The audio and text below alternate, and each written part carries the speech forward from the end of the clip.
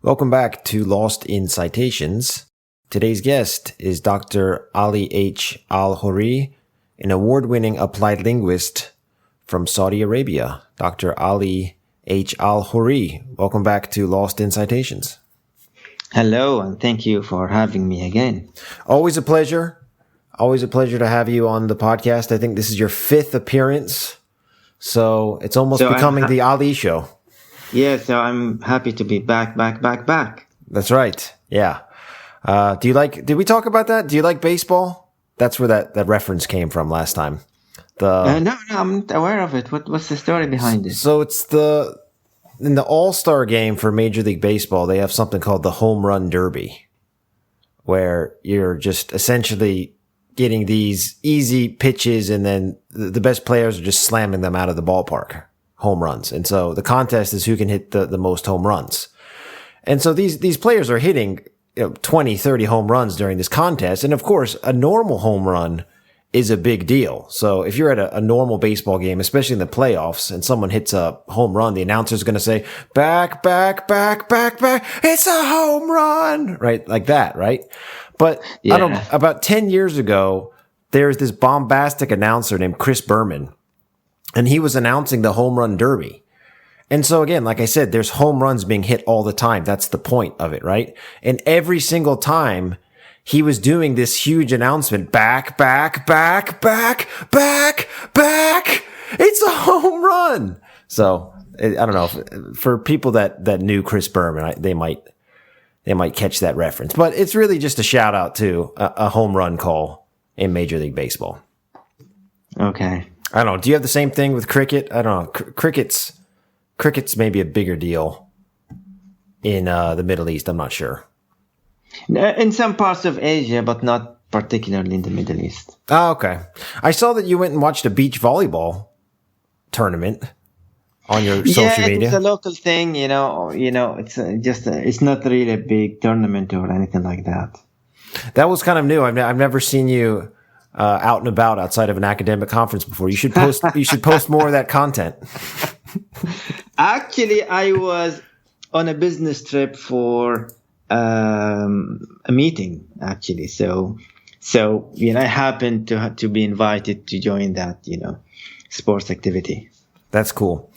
All right, so we're going to talk about a few things today, but the episode will center around this academic publication called A Community-Sourced Glossary of Open Scholarship Terms with 112 authors, including yourself. And this was published in Nature Human Behavior last year in February. So this is something you've been kind of crusading for. I think we talked about open sourcing last episode. And I'm excited to talk to you about this article and a couple of the implications. But maybe let's start with some AI talk, because I know we were talking about that last time. And I guess the big news in the world is ChatGPT, right? ChatGTP or G? I get them. Is it GDP or GPT? It's ChatGPT, which stands for Chat Generative Pre-trained Transformer. Oh. It's now ChatGPT 3.5. Okay. And ChatGPT 4 is planned to be announced maybe in the next few months or something, which is going to be more powerful than this one also. Now, I was at a recent conference and we were kind of talking about this a little bit. And then another guy brought up this whole Bing update. Are you up with that as well? Yeah. The news with Bing. Can you explain that to me? Because it's not available right now, right? There was a beta version, but it's not really open to the public like ChatGPT is, right? Well, actually, the original thing is if you want to access ChatGPT, you go to OpenAI website. Now, right. There are plans to integrate ChatGPT into the Bing search function. Okay. So that when you search, you will also simultaneously on a site tab get, the answer to your query from ChatGPT. But this is still in beta version. Maybe at some point in the future it will become, available to everybody. Have you been using it? Yeah, sure. The ChatGPT one on OpenAI. Yeah. So All right. Well, walk me through your experience, and I can kind of tell you some of the things that I've been using it for as well.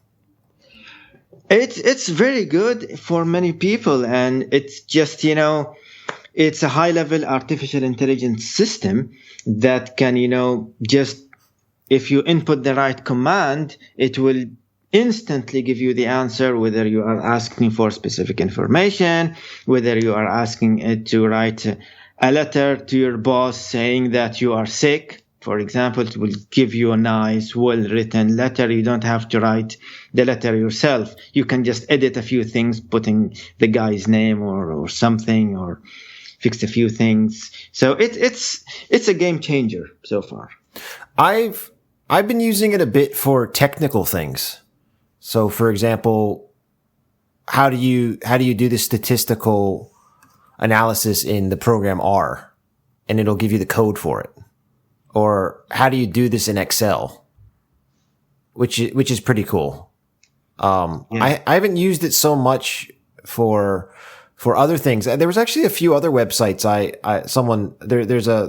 There's a friend of the show and a friend of mine named Simon Humphreys. He introduced me to a few AI websites that are specific for academia. So I've been using those more for research things. I only look at, I can kind of see why ChatGPT is better for like a Bing, like for Google. It's going to replace Google, right?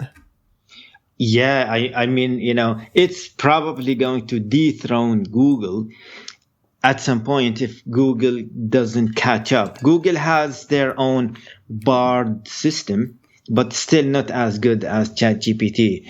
And, when you go to Google, you input whatever query you have, and then you have a bunch of websites that you have to go through one by one to find the answer to your query. But with ChatGPT, you just get the instant answer like this. So why would you go and search website? The thing is, your gateway to the internet is Google. Very few people would go to the URL section and write www. and input, their website and go to it directly. You just Google it, right? Whatever it is you want to know, even if you want to know whether your internet connection is working or not, many people will just Google, open Google and just see if it opens or not. ChatGPT is probably going to replace Google as our gateway to the internet. I heard it has over 100 million users already. Yeah.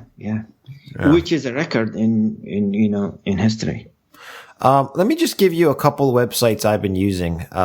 Simon Humphreys recommended. One is called Litmaps. It is pretty cool. So you can type in any paper or like a DOI, and it essentially makes this literature map of where that paper fits in the history of papers that are similar to it. Where it kind of connected to a paper in the past, where it connects, how it maybe veers off in a direction. And it gives you this visual look at how your paper fits into history, or a paper that you're researching, how that paper fits into history. And I found a few papers in my research, through that website. Another one is called elicit.org. That's another really cool one, where you can just type in any question. You just ask any question that you want, and it'll make this sort of simple abstract. But I don't really look at it for the abstract necessarily, but I look at for the articles that it pull up.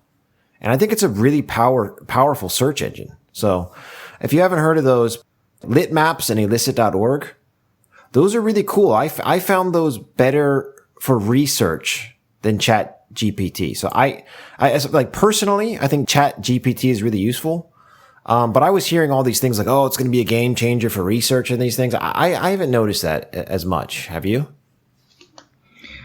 Well, remember ChatGPT is now 3.5, and it's going to improve exponentially in the near future. So, brace yourself. Are you worried about it as a teacher for cheating? I mean, I heard not here. I saw some debate on Twitter about this with some people that I respect. And it would be good to have an AI system to check for cheating. It would be nice if Chat GPT could provide that for teachers as sort of, well, I'm sure like when you submitted your master's or your PhD, you had to submit through Turnitin, right? Is that something that we're going to have to figure it out, right? I mean, especially, I don't know how many students you have. If they're writing these essays, we're going to need some sort of system to check. Yeah, there are pedagogical benefits to using ChatGPT for education, especially if we find ways to integrate it into the system. There are also problems that it creates, includes, cheating and plagiarism and other things. But perhaps at some point in the future, using ChatGPT-like systems might actually become the norm, and we have to live with it. If you can, with one single command, generate an extended essay, who would bother to write a first draft then? Everybody would say, why bother? You have this. Instead of being writers, why don't we become editors? We get the first draft, read it, and edit it. So it's just like handwriting now. Handwriting is becoming obsolete now. Very few, especially in many, in my country, in some other countries, official documents, other things. You don't have handwriting. Everything is computerized now. So if somebody doesn't learn to handwrite, it might not be a big problem to live in this world. Computer skills are more important, definitely. If you don't have computer skills, this is a problem. So maybe at some point we might become editors. That's kind of scary though, because you need to be able to produce your own thoughts to write. Yes, and that's what is called command or prompt engineering. How you give the engine or the machine the right prompt to give you what you need. You have to be specific, otherwise the response will be vague and not exactly what you want. And I can imagine a college level course called, prompt engineering, teaching students how to give, these chatbots the correct or the appropriate command to get what they want. Yeah, I don't know how I feel about it, because I kind of agree with you in some ways, but I think it's never going to be like that for me. I'm just too used to making a first draft on my own. And I could be wrong. I mean, maybe in 20 years it's so much better, but I don't know. It's something about it I don't like, to just give it over completely to the machine. I don't like it. In 20 years' time, the next generation will say, yeah, that grumpy old Jonathan used to say this, but, we are the new generation now, Yeah, but this is a big difference, though, because what you're saying we're moving from it to be a tool. I mean, because, these conversations have come up in the past. I remember in the 80s with the TI calculators. I think there was a debate about that, putting these graphing calculators in the schools. There was the debate about putting the computers in the schools. But what you're saying is a little bit different. You're saying we're not using this as a tool. I mean, I guess you are if you're talking about prompt engineering, but you really are letting the computer doing a lot of work for you, which maybe is, I don't know. It seems strange. It seems strange to me. I mean, ethically and as sort of like for my daughter, like raising a child, right? I still want her to produce her own thoughts. And I think if you just get used to it too much, I mean, maybe I'm a hypocrite, right? Because I use Google all the time. I use Google Maps. I do all this stuff, right? I'm not looking at physical maps anymore. So maybe I've lost that skill. I don't know. It's an interesting debate. Yeah. Different generations will have different conceptions of, what my thoughts will be and to what extent I rely on technology to form my own thoughts and thinking. Do you think it'll eventually be connected to the human brain? Well, Elon Musk is trying to do so, and he has been advocating this, so we don't know. We'll wait and see. Because I think that's going to be the big event in human history. right? Because it's going to be whether you're going to link up to the system if that system's available or not. Because if it works and the people that link up, they're going to have so much more power than the people that don't. But then the people that link up are going to be risking this sort of that's a big risk, I think. Linking your physical brain to some sort of computer system. I mean, I don't know, man. I don't know if I'd be ready to cross that Rubicon. I don't know. Yeah. But then the person that had it would have infinite knowledge though. Right? Yeah, you will have access to the Google equivalent, today's Google equivalent. Right. All right. Any more AI talk? Should we switch gears, or anything more to say on that? Yeah, let's start with today's episode. All right. So why did you decide on this particular episode? Is it more the idea of the big team science, or is it you're still on the open sourced crusade, or is it's a combination of both? So,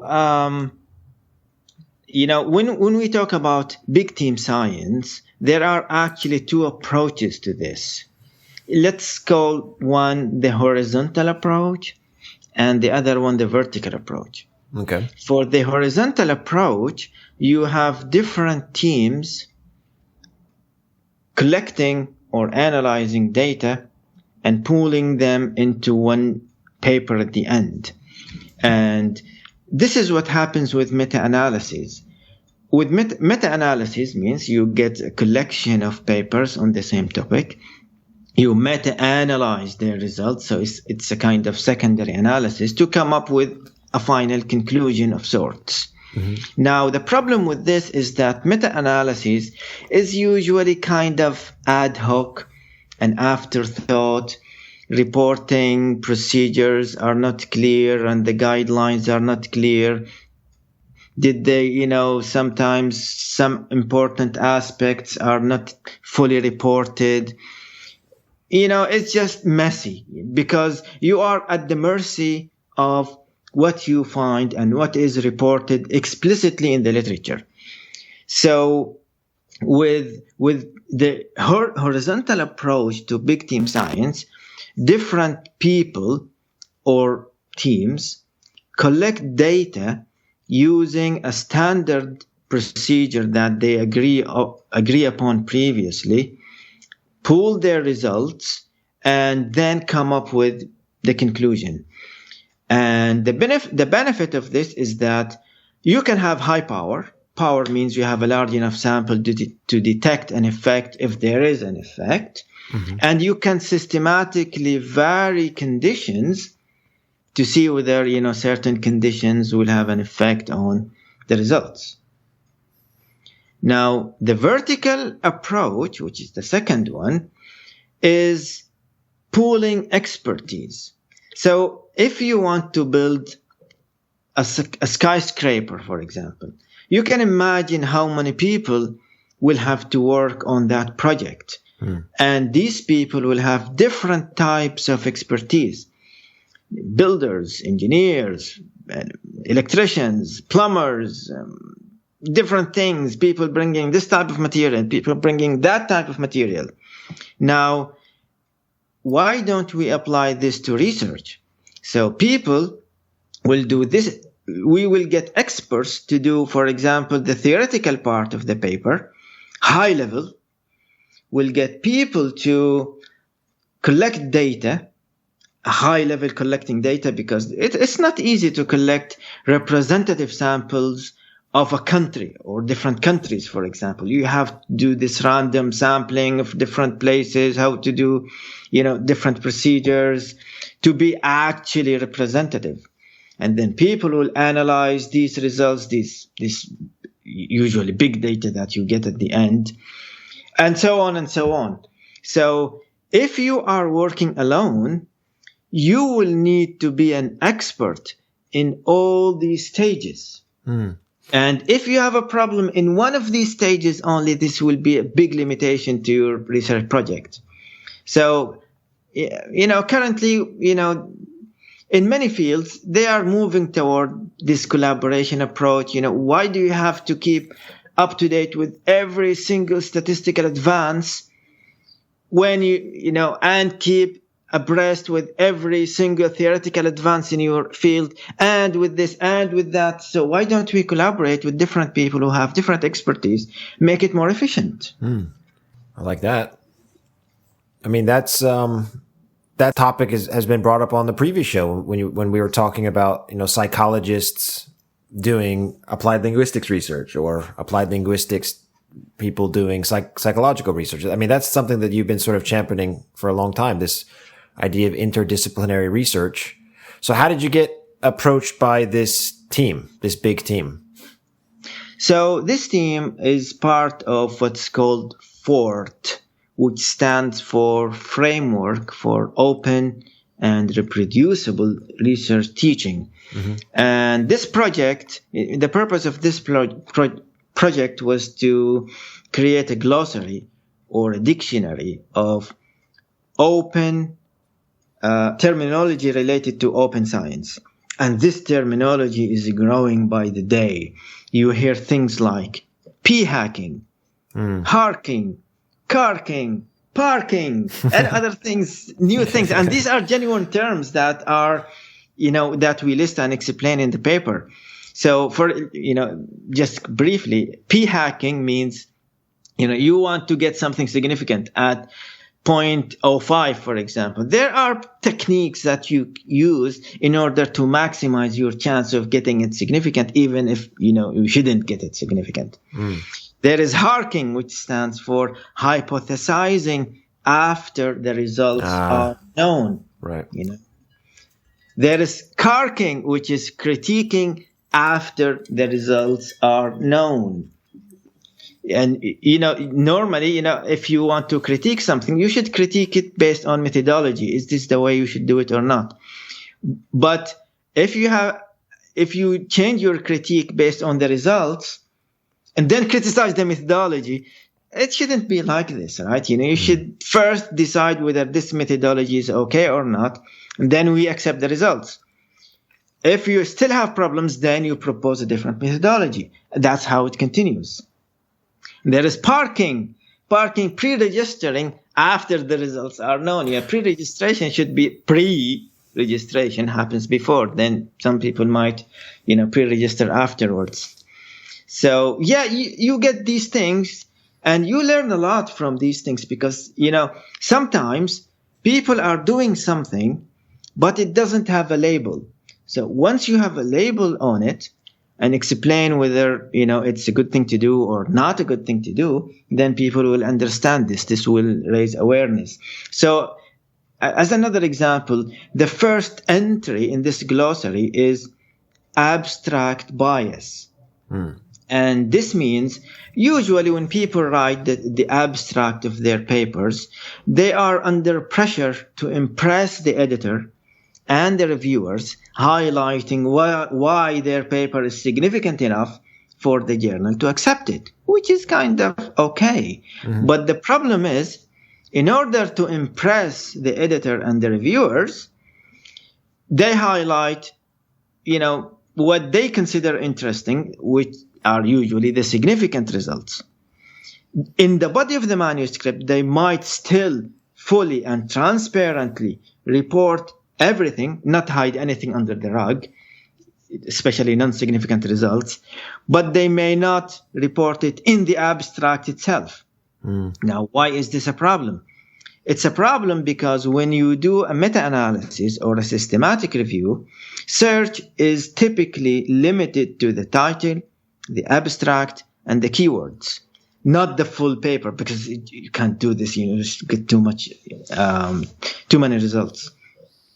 So if you do not report that a specific condition was non-significant, if you do not report it in the abstract, then meta-analysts and systematic reviewers will not catch it.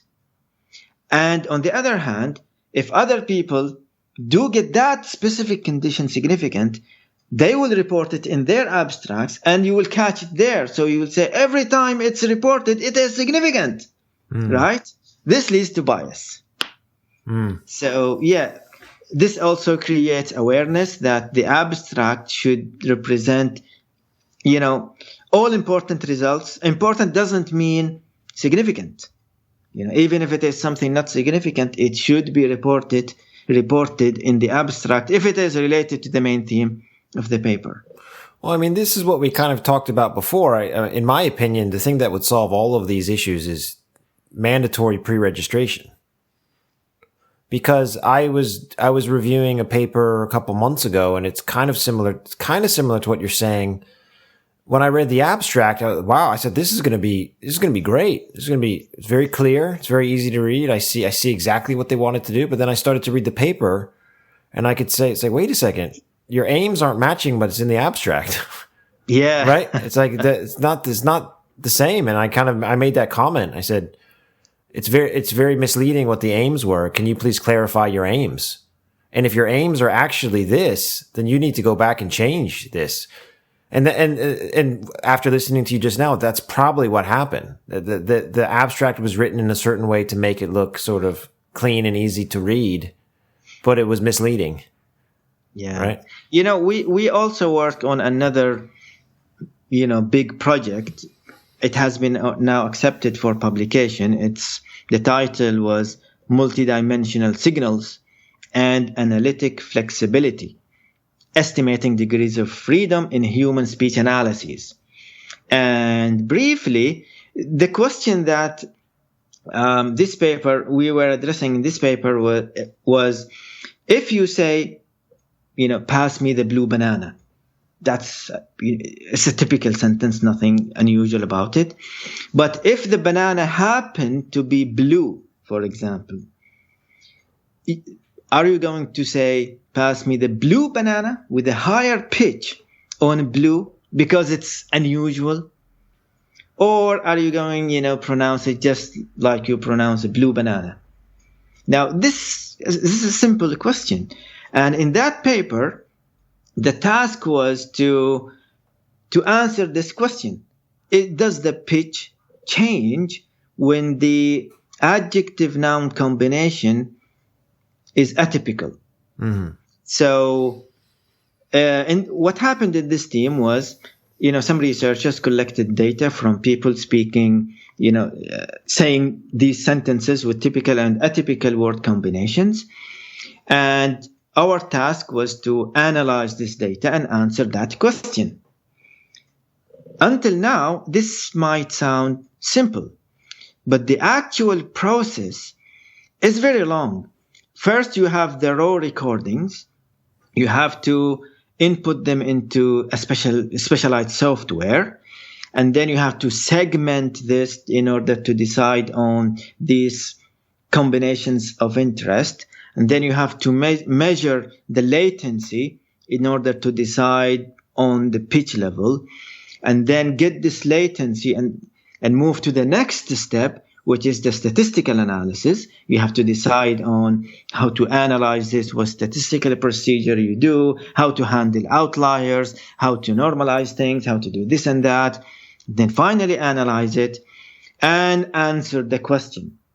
So in this project, there were almost 50 teams analyzing the same data set independently. And the purpose was to see whether how many people will come up with the same answer and the same analysis. Okay.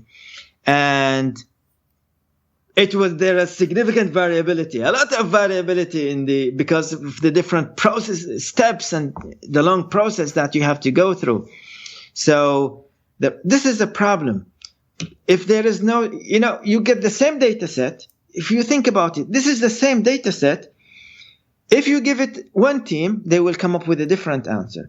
If you give it to team 2, they will come up with a different answer. If you give it to team 3, they will come up with a third different answer. It's a problem. And one way to address this problem, at least, is to have transparency. I came up with this conclusion after following these steps. 1, 2, 3, 4, 5. So people know that, okay, this conclusion came through this route. But if people follow a different route, they might come up with a different conclusion.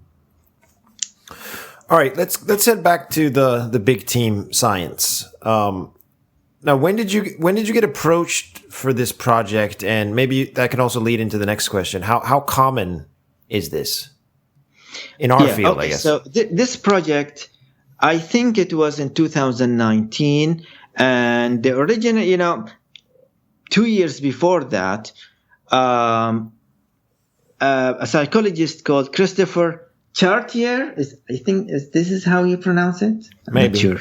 Not sure. Maybe. Yeah. So there is a project in Geneva called CERN, CERN, which is the European Organization for Nuclear Research. And it's not just researchers collaborating, it's countries collaborating and funding this project. And it's a very, very big project. They have the largest particle physics lab in the world. They are the ones who actually, the internet came from that project. You see how big it is. The Higgs boson came from that project. So this guy, Christopher Chartier, was, riding his bike one morning in 2017, and he said, why don't we have a CERN for psychological science? Why don't we follow the example of, the hard sciences and have our own large team research? So he wrote a blog post with this title, Building a CERN for Psychological Research in 2017. And this generated a lot of interest and a lot of reaction on social media. So they created an organization, a non-profit organization called Psychological Science Accelerator. And you can find them, they have a website. They have like over 2,000 members now from, I think, 70 to 80 countries. And they do these large-scale projects, and everybody can join who is interested. Yeah, so these are precursors to this project. Then the fourth came, and they have a Slack channel. Slack, it's becoming more and more popular now, though, different technologies might come up in the future. So they have their own Slack channel. They announce projects, and one of them was this glossary project. And after it was published, they invited others to translate it into different languages. So we are now in the process of translating it into Arabic. I'm aware that some other languages are in the works also, including Chinese and some other European languages. So yeah, fun stuff. Well, does this big team research have an impact on the field? Okay, that's an interesting question, because the answer is kind of complex. In 2019, there was this paper published. The title was Large Teams Develop and Small Teams Disrupt Science and Technology. So their research showed that the dynamics of small teams and large teams are different. Just like mega companies like Google and other things. So why is Google behind in ChatGPT technology, for example? Why is it OpenAI that, was the first? In fact, the transformer that is the essence of ChatGPT came from Google, actually. The reason why, Google is behind is that, considering that it's a mega corporation, they have their image to protect. They have to be careful. They have to tread carefully. A smaller company like OpenAI can take more risks. Okay. So they found similar dynamics when they compared the research productivity of large teams and small teams. So with large teams, it's kind of hard to be innovative, to take risks, because so many people are involved, and the logistics behind organizing these teams is difficult. But with smaller teams, it's easy to disrupt science and come up and take risks. And, small teams usually means 10 people or less. That's, convention. And relatedly, there is a paper published in Nature just last month, I think, called Papers and Patents Are Becoming Less Disruptive Over Time. And in this paper, the authors analyzed, millions, over 40 million papers in six decades and like 4 million patents. And they had this measure called the CD index, which stands for the consolidation or destabilization index. Okay, so it's consolidation or disruption. And the intuition behind this is intuitive and perhaps just like Litmap that you just mentioned. So they look at papers, they look at the citations of these papers, they look at, whether people who cited this paper cited the papers it is based on or not also. So here is the intuition. In a consolidation paper, subsequent work cites it. Also, subsequent work that cites it, it's also most likely going to cite its predecessors. Right. In a disruptive paper, subsequent work that cites it is less likely to cite its predecessors because it's something new now. Right. Okay. Now, that doesn't mean that one is better than the other. So, let's have an example. Let's say, for example, you write a paper and you say, so paper A found this, and that.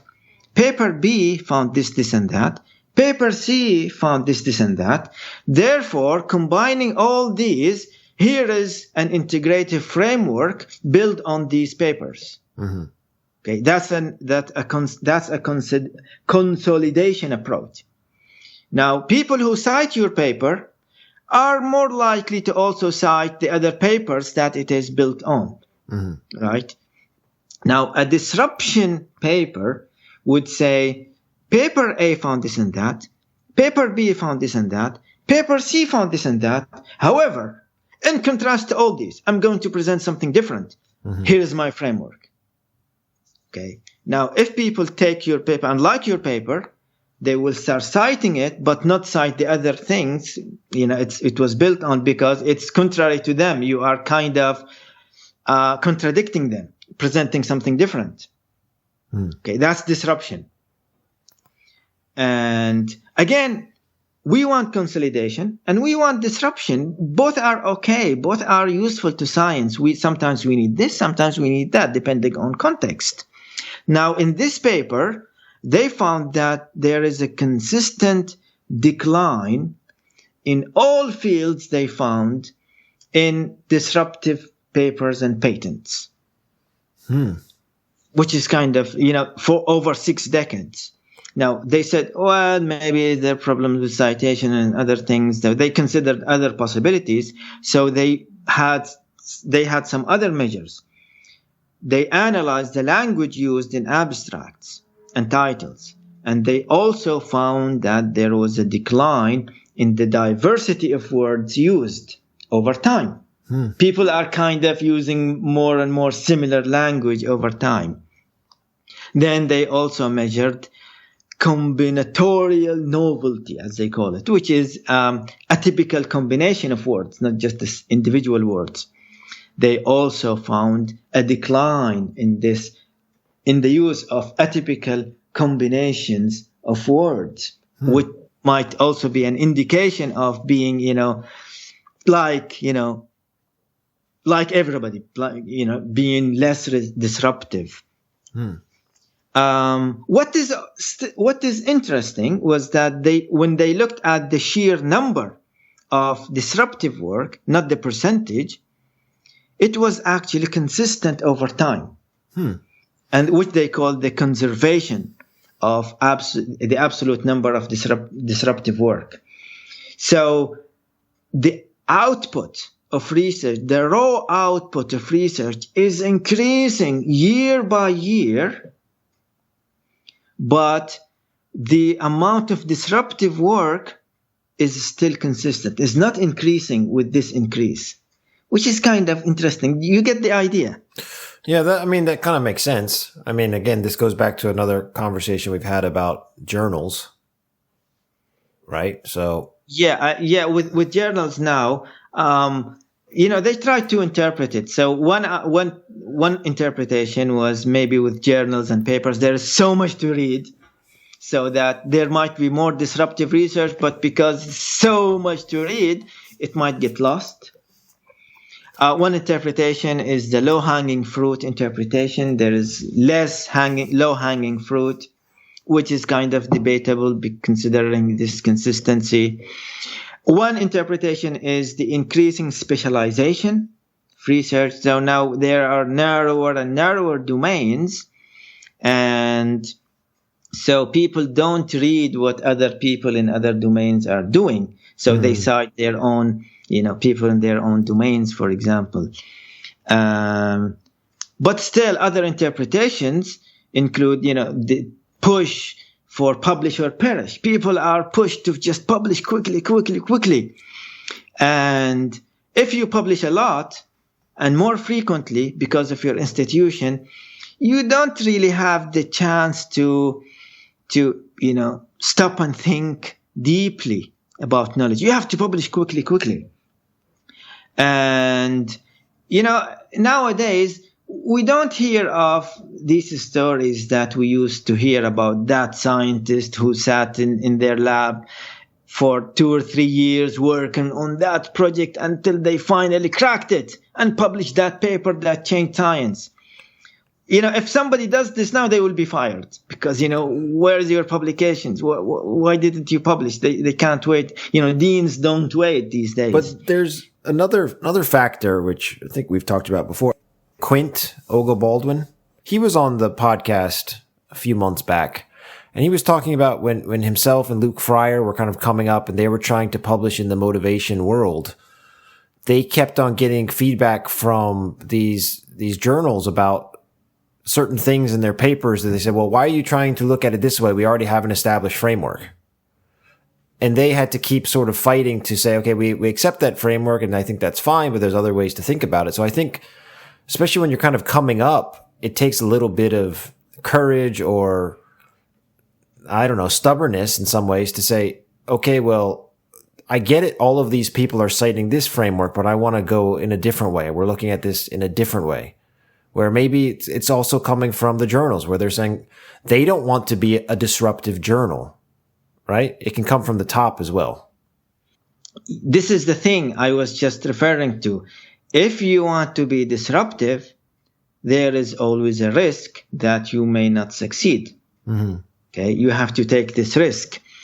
Now, because it's research, because there is collaboration, you are not working alone. Journals are like partners with you. If your paper fails, then the journal fails, right? It won't get citations. There is this race for impact factors, which is driven by citation dynamics. And so, so journals. What you're saying correlates to other topics as well. I was just listening to a podcast about media. They were talking about the same thing. So, for example, I don't know, in America, big pop culture event is the Super Bowl. And this year, for the first time in a long time, there weren't these superstar announcers, right? And you might say, well, Jonathan, who cares about the announcers? Well, part of pop culture is these sort of announcers. It gives this gravitas to the event. And so what the podcast, the sports podcast people were talking about is this idea that the big corporations don't really want to take a risk and do something new. So the way the conversation came is that the channel that ran the Super Bowl this year kind of got a lot of criticism that they didn't have these gravitas announcers. And then other people might say, oh, well, actually these announcers are really good. They're just not famous. So the conversation also led to like movies, right? So if you have this huge budget movie, you're going to try to get a star. Now, you could take a risk and you could choose a really good actor who's not famous and you could nail it, right? But I guess the point of that conversation was when it's high stakes, it's better for a big corporation to not take a risk and fail. There's more risk. So that's why a lot of these bigger corporations, when there's a lot of money at stake, they're going to play it conservative. That again goes back to your point of like the smaller. Then now we go back to like a movie, like an independent movie company can take more risks, and then maybe it gets widespread success. Maybe it doesn't, but those big companies, they can't afford to lose a lot of money on a $300 million movie. They're going to put the star actor in there, or else they're all going to lose their job. Right? That's the other thing. Like people in top levels of these companies, they don't want to lose their job. So if you're the CEO of a company and you make this sort of risky decision where, okay, the public knows this, the public is aware of this, but it's like, wait a second, this is better. We should do it this way.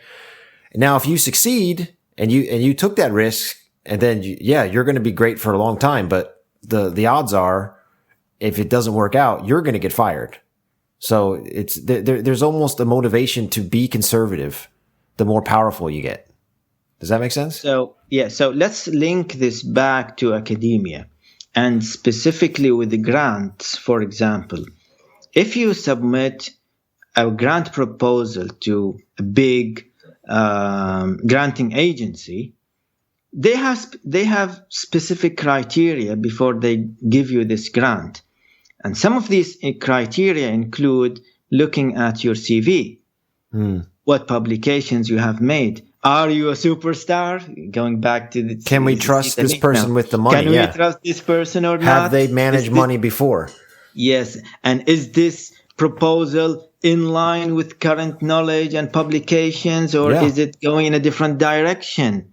So in a way, also grant agencies help keep the status quo. Yep. And, interestingly, grants are usually granted for specific projects, not researchers. Right. They say, what are you working on this project? Then, okay, we will give you grants for this project. So how about we trust the researcher? Okay, we will give you this grant. Do something creative. Just figure out something. No, you cannot do this. What project you are working on? Do we like this project? Then we give you the money. Actually, there's a researcher I know, I won't say the name, whether it's a male or female, but there's a researcher I know that applied to a big grant 2 years in a row. The first year, they did not get the grant, but the comments were pretty good. So they submitted the exact same grant the second year, and all they did is they invited someone more prestigious to join the team. So essentially, the grant application was exactly the same. But they added someone with more gravitas, and it went through. Yeah. This is a big problem. You should look at what is being said, not who said it. As the saying goes. Interesting. All right. So I think we hit all the questions, didn't we? I mean, there is one thing about measuring impact. Okay. This is related to, how to measure impact and, before the potential impact before the project is the project before it is conducted and afterwards, after it is published. Now, big team research has its own, potential drawbacks. We have to admit this. If you have a project with 50 or 60 people, it's kind of hard to determine the amount of contribution each person has done. You can have this credit system, but still, if somebody has worked on a small part, will this qualify this person for tenure or for promotion, for other things? So it's kind of, generally, it's looked down upon. If you are not the lead author, then there are some issues here. And also, generally speaking, as we were just talking, impact in academia, is measured by citations. This full stop. It's citations, either make it or break it. And citations actually is hackable. and manipulable. Now, there is a new paper published like around 1 month ago by McDonald. The title was The Gaming of Citation and Authorship in Academic Journals. And it's just a brazen paper. Just, I read a lot of papers on this topic, but this guy just doesn't mince words. It's just, Nice. It's just so straightforward. And I wouldn't be surprised if the corporations that he mentions in this paper, sue him and sue the journal and retract the paper. Oh, wow. Go and read it now before it's retracted. What's the name again? The Gaming? The Gaming of Citation and Authorship in Academic Journals, a Warning from Medicine. Oh, geez. And Is it was it from what you're talking about? People are a part of these big teams, or is that something else? Yeah. Just before I answer that, the journal is Social Science Information, and it was published. It's still in press now. It published in 2023. Okay. And the idea of the paper is that how easy it is for a journal to follow certain strategies and techniques to increase its impact factor without actually improving the quality of the papers it is publishing. Oh, okay. Got it. I was thinking more people are self-citing themselves or something. Yeah, that's part of it, actually. That's called coercive citations. It's the journal when, people might cite themselves. People might cite papers from that specific journal they are publishing, they are trying to publish in. But the editors will sometimes indirectly coerce you to cite papers from that journal, the same journal you are submitting to, in order to increase their impact factor. And imagine yourself, you are, you have been through 2 or 3 rounds of reviews, you are tired, you are finally about to have your paper accepted, and then you receive an email from the editor saying, your paper is good, we are going to consider it for publication, but why don't you cite these 2 or 3 papers in your paper? And all these papers are from the same journal. For many people, will be too tired to argue. Just let's cite these damn 3 papers and just get the paper published. So, that's coercive citations. So, journals can adopt different techniques to increase their impact factors, including, just as you said, publishing papers that involve big names, because big names will attract readership, will attract citations. Now, if you are not a big name, but you publish the same quality, just as the example you just mentioned, you will kind of be discriminated against unfairly. So it's the same work, same quality, but that big author is not on the list of authors, the paper is rejected. So it's not fair. So this also leads to some of the strategies that journal editors can adopt, include not publishing replications, not publishing non-significant results, for example, which leads to bias in the publication bias, publishing editorials and commentaries and replies that cite their own papers.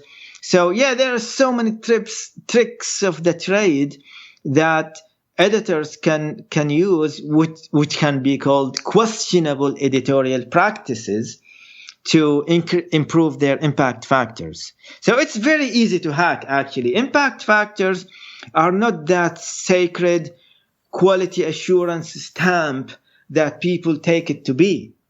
It's actually a very fragile figure. Yeah, I can see that. Even though the funny thing is that it looks accurate to 3 digits after the decimal point. How more accurate do you want it to be?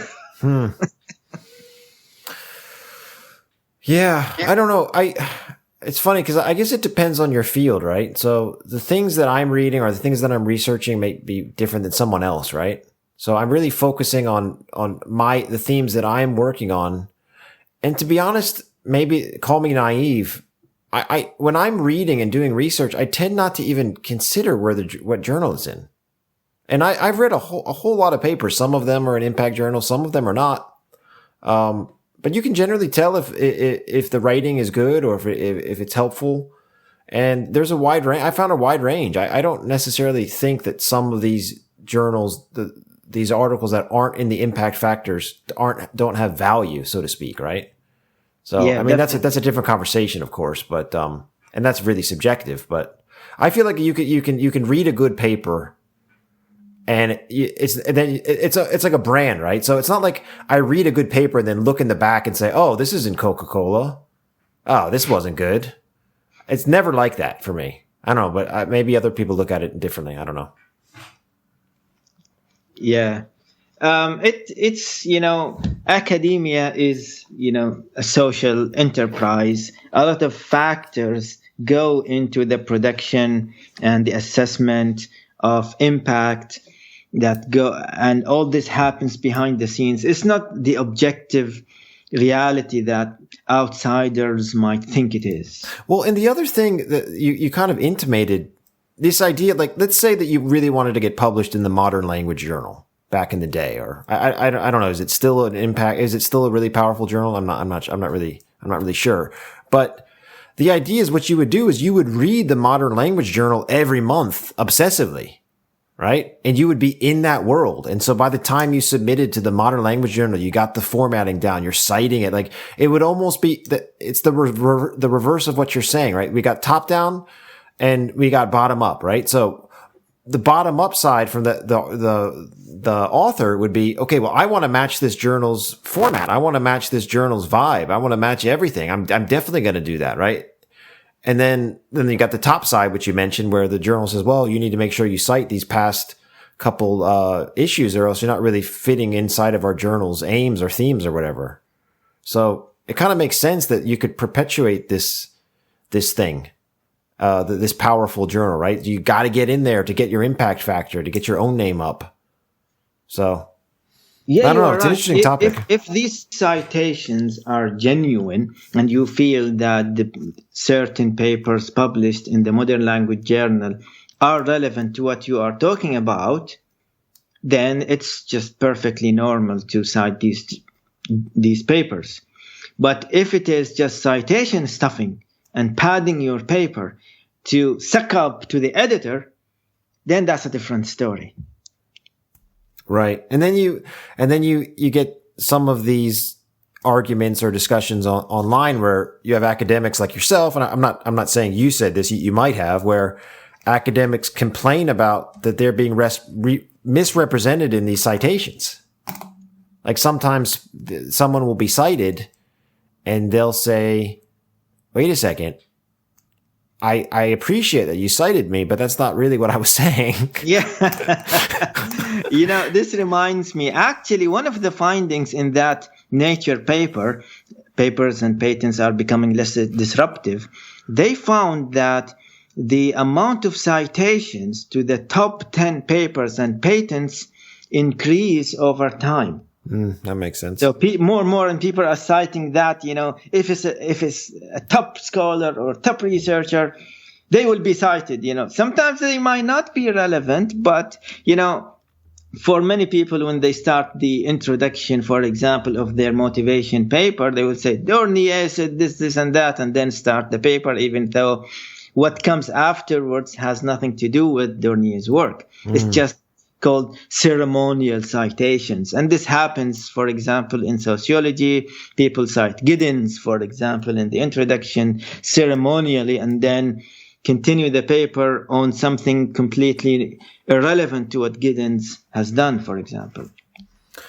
All right. I think we hit everything. Would you like to plug all right. So the last time we talked, you said you were going to do some interviews with the Motivation SIG. And you kind of said that you spoke it into existence. Like, you said it. Yeah, right. So literally you have spoken this into existence. Congratulations. You got 2 in the books, right? Yeah, one with Tammy Gregerson and the other one that we recorded just last night. So that would be, by the time this podcast is published, it will be a few months later, with Gary Barkeiser. I'm hoping that I'm pronouncing his name correctly, from New Zealand, whose work on teacher identity and identity in language learning and teaching. So maybe we can put those links on the website for people to check out, because I know people love. Like I told you, I think you're great at this. I think you should have your own podcast, or don't. Keep coming on this one. Yeah. This is like, we're looking at this like a journal. Don't be a disruptor. Just keep coming on this one. Yeah. Don't start your own. Yeah. A little bit of mixed signals, I'm telling you there. No, please start your own, but don't.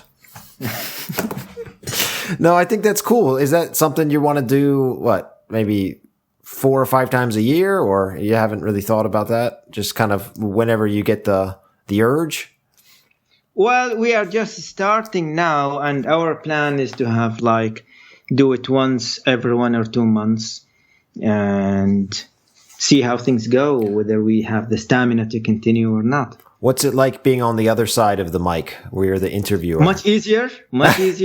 Oh, really? You just throw the questions and the interviewee will take care of the job. All right, cool. I think it depends. Really? So you think 100% it's easier? Well, the thing is, if the interview was face to face, it would be more convenient, because I don't know, especially with Zoom, if 2 people talk simultaneously, there will be some interference. Okay. So I have to wait until the other person stops talking, then I talk. Even if I have something to say or to interrupt or to add, I avoid doing that to avoid that interference. I see. Yeah, well, that's great. Yeah, we'll put those links on the website, and we'll also put the link to this article, a community-sourced glossary of open scholarship terms. Of course, Ali is very active on social media, so you could find him on his Twitter and Facebook and LinkedIn, YouTube. You can also find him at the beach volleyball court on occasion, if you're lucky. And on my own personal website. Oh, your personal website? Yes, of course. I think if people just Google Ali Al-Houri, they'll find it all. Well, this was fun. Look, you didn't know you'd come on this podcast and talk about sports, did you? You had no idea that was going to happen. Yeah, I didn't know that. So now you can go and talk to all your friends about the Super Bowl and how there was this big controversy that there was no star announcer. You should talk about that at your next faculty meeting. Yeah, okay. We have to find a solution to it. All right, well, stay on the line real quick. But yeah, Dr. Ali Al-Houri, thank you so much for coming back on Lost in Citations. Thanks for having me again. If you'd like to contact the show, the best place to find out about us is our website, lostincitations.com. Here you can learn more about the background to this project and how you can get involved. Our hope is to help academics, educators, and online content producers get in contact with each other. Our email address is lostincitations@gmail.com.